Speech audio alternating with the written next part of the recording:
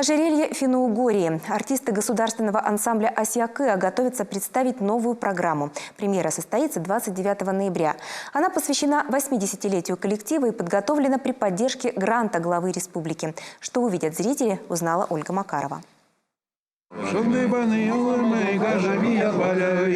Одни вспоминают слова песни, другие прихорашиваются, третьи настраивают инструменты. Пара минут и к репетиции все готово.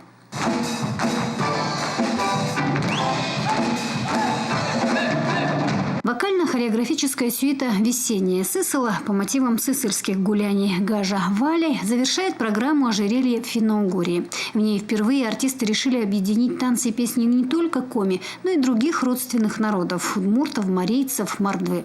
Больше 180 костюмов пошито. И каждый элемент, каждая пайетка, каждая ленточка, все, каждый цвет. То есть это все подсказывает о том, что именно это и есть тот народ, который мы представляем. Я думаю, что зрители обязательно поймут, что какая-то культура, какой-то народ.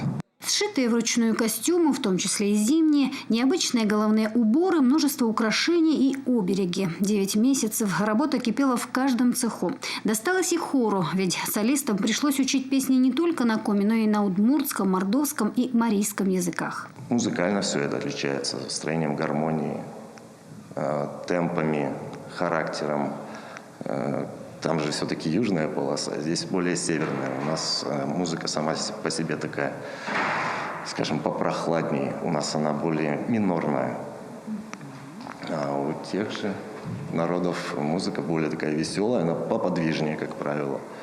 А мы вот привыкли вот так вот любить, мерзнуть и петь такие медленные протяжные песни.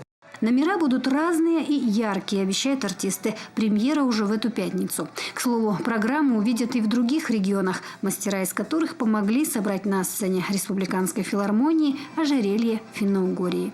Ольга Макарова, Денис Чайкин, Вести Коми.